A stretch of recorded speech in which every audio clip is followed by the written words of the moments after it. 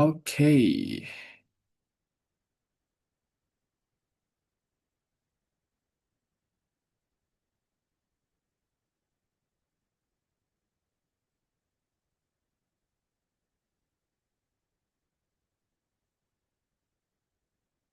All right. Assalamualaikum warahmatullahi wabarakatuh, everyone. Good evening. My name is Drajat Ramadhani Pamungkas, and today we will talk about my research proposal. It is the effect of gamification on students' motivation in learning English as a foreign language in a basically EFL context. Let's get straight into it. The first one we'll talk about the motivation gap in EFL classrooms. The first one is about the expectation versus the reality of the motivation in our students for learning, for basic learning in general. The expectation is that EFL learners are expected to develop high proficiency in listening, speaking, reading, and ad writing for international participation in education, business, science, and tech. The expectation is that EFL students have this kind of very high motivation to learn English in order to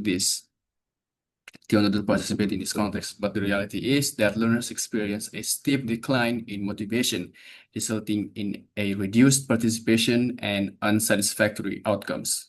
What is the culprit? The culprit is that the traditional methods, the methods that we used traditionally in the past, rely heavily on textbook-based instruction, rote memorization, and repetitive exercise that fail to sustain intrinsic motivation. The next one is about defining the intervention. So gamified learning is a standard curriculum that we have now and we use to teach students to plus a game design elements. Thus a gamified learning. It is not a game-based learning like playing actual game, like playing actual games, for example, Minecraft, as the primary learning tool, but is a precise integration of game mechanics into non-game educational contexts. This is defined by Laxanut in his study from 2025. The core mechanics are points, badges, leaderboards, rewards, and challenges. The mechanism of actions provides immediate feedback, personalized progressions, and highly interactive learning experiences. Next, we have this paradigm shift. The difference in a traditional and gamified instruction classroom. The first one, so we will compare a paradigm to two contexts in a classroom, traditional one and the gamified one. The first one is about traditional. The first one is about feedback loop.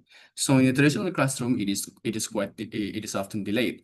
Grades given at the end of the terms. So when students do their homework, do their English homework, it is often at the end of the term that the grades are given in order to give them how much have they learned, how much grades are they getting because they work on their assignment, right?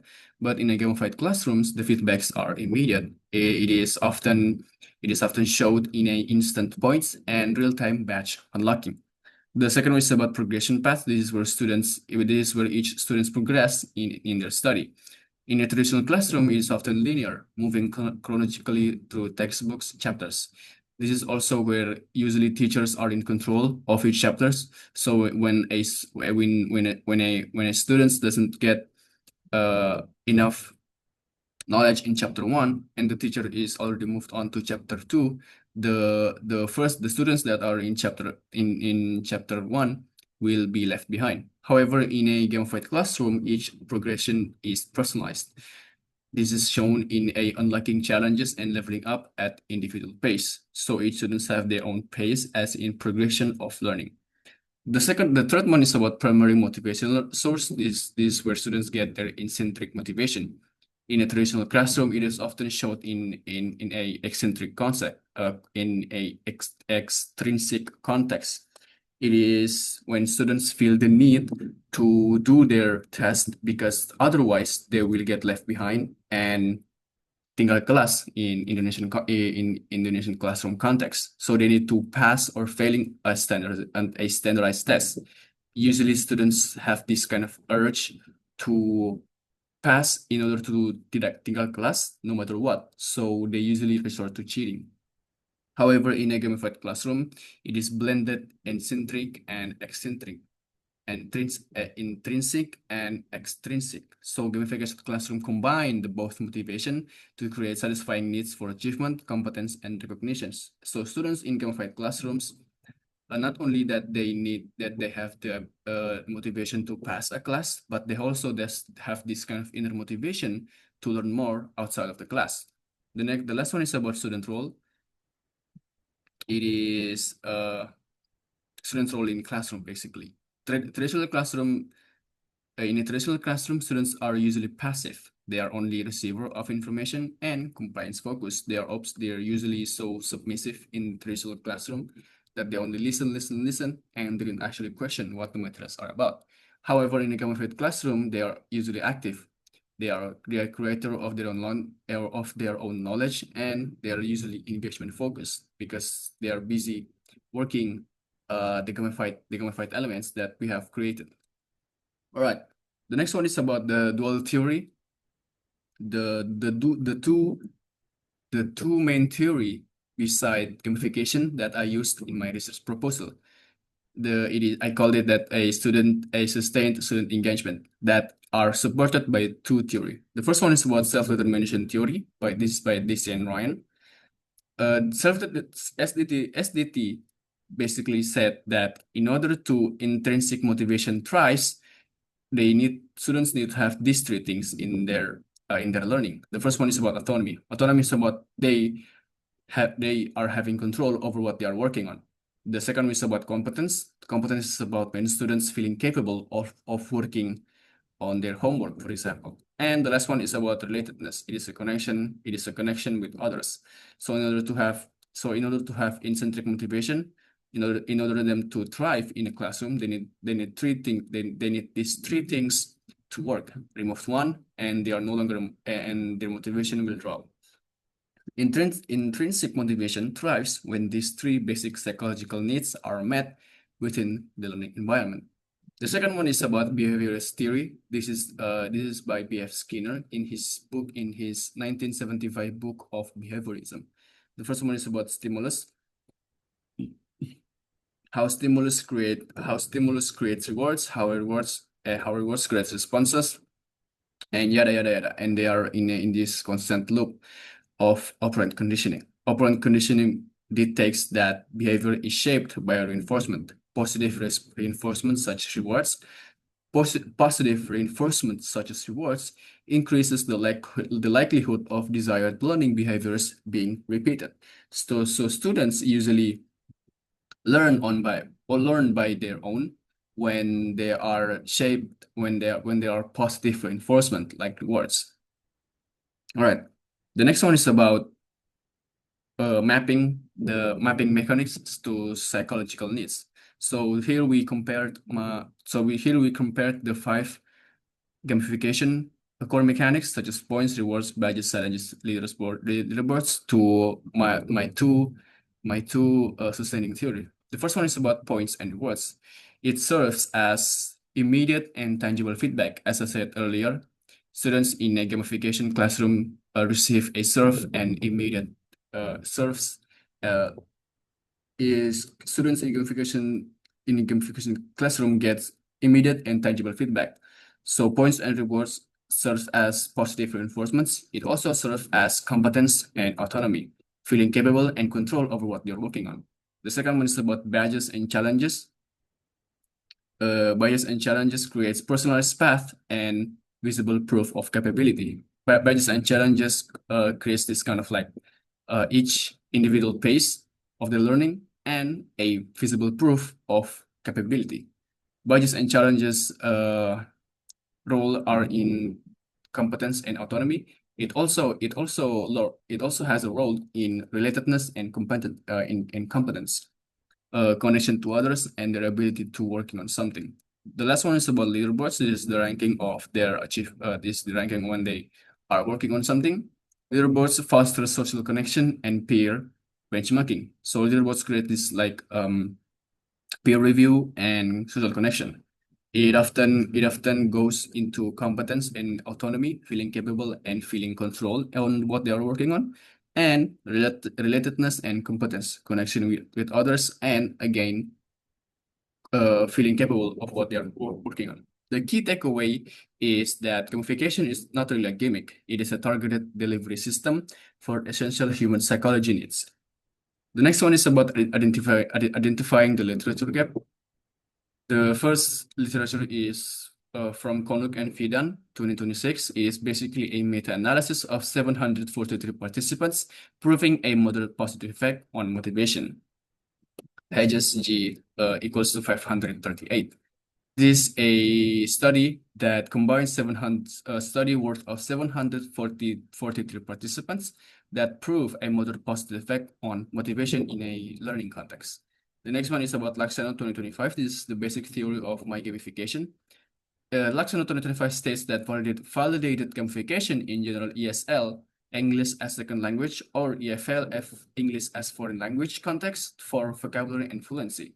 Laksana dictates that gamification has positive effects and positive reinforcement in ESL or EFL context for vocabulary and fluency. The last one is from Toradosispan 2025 and Papadakis 2025. It is a study that highlighted success in online higher learning education, but warned against poor design, misaligned pedagogical integration. It often success in online higher learning where gamification usually applied, but it warned us that it's usually poorly designed, misaligned. It warned us about a poorly designed, misaligned pedagogical integration. The gap here that is while overall efficacy is proven in broader contexts, there is a lack of focus strictly on EFL classrooms and critically rare empirical comparison of which specific individual elements, such as badges versus points versus leaderboards, drive the most motivation. So the gap here is clear. While others say that there are positive effect motivation, while there are positive effect of gamification on students' motivation in learning, most of them fail to recognize which gamification elements drives the most motivation from students. For example, the points, badges, leaderboards, etc. So that are the gaps. Identifying which elements gives the most motivation for students. The next one is about research question and my research question and its objective. The first research question is that does gamification significantly affect students' motivation in learning English as a foreign language, EFL? The objective is to examine the overall pre or post effect of the gamified intervention versus the control group. The second question is which specific elements, points, badges, leaderboards, rewards, challenges do EFL students perceive as most influential? And the objective is to identify and compare the perceived effectiveness of individual gamification components. Here is the system. Here is my research proposal boundaries. It is its scope and limitation. So in scope, I want to search the effect of gamified learning activities and its impact on learning motivation, especially in the EFL context. I excluded their English proficiency or achievement score. For example, test grade because I only want to test their motivation. I excluded the individual learning style because gamification usually has their own to identify each one. I also excluded the teacher's competence or instructional quality because we only focus on the students' motivation in learning English in EFL context. Here we have the methodology. I used the quasi-experimental pipeline. So I have experimental group and the control group. Experimental group will receive pretest motivation and questionnaire treatment and gamification treatment. This is the key takeaway. Integration of points, badges, leaderboards, rewards, challenges, and the post-test motivation questionnaire. So I have experimental control group and pretest and post-test questionnaire. The control group received the same treatment, and except for the gamification treatment. So the control group we only receive a conventional English instruction, the traditional method that I have mentioned earlier, with no game elements. So how am I? So in data collection, so the next is about data collection and instrumentation. So I use what's called Likert scale. It is a questionnaire that questions students, and they not question, sorry, statement, and they pick whether or not they strongly disagree, they agree, neutral, oh sorry, strongly disagree, neutral, agree, and strongly agree. It is a 15-statement questionnaire distributed to 2 selected EFL classes. The first one is about overall motivation. This is to answer my first research question, administered to both experimental and control groups, pre and post-test. It measures autonomy, competence, relatedness, and reinforcement. This is the basic theory of self-determination theory. Self-determination theory combined with behaviorism by B.F. Skinner. The second one is about element effectiveness. This is question 15, question 11 to 15. This is to answer my second research question, and it's objective. It is administered to only experimental group only, because the one that only experienced the gamification elements are the experimental group. It measures earning points, receiving badges, leaderboards ranking, rewards, and challenges. The next one is about data processing and analysis strategy. So the first one is about raw data intake. I plan to use Google Form for receiving the data, and from that I compare. From that, to answer my first research question, I compared experimental group and post and control groups post and pretest questionnaire. This is to get the answer of motivation on my first research question. The second one and the last one is about component ranking. This is for my research. This is for my second research question as in RQ2. It calculates specific mean scores for question 11 to 15 to rank the isolated influence of points, badges, leaderboards, rewards, and challenges. So I need to get the mean scores for question 11 to 15 in order to rank which gamification elements scores the highest in students' motivation learning English. The last one is about the value proposition of this study. For EFL students, it is a immediate impact, transforms English learning from a repetitive, rote memorization chore into an intrinsically motivating, highly engaging daily experience. For teachers, it is basically a practical toolkit. It provides a proven evidence-based alternative teaching strategy to deliberately capture and sustain classroom participation without altering the core curriculum. For researchers, this could be a theoretical advancements, deliver granular empirical evidence supporting self-determination theory and behaviorism, isolating which specific mechanics work best in the specialized EFL gamification niche. So that's it, everyone. Thank you for listening to my research study. I hope this research study will be done quickly, and I hope I get the data. I hope I get the necessary data to finish my study. Thank you all for your attention. I appreciate your time and engagement. Thank you.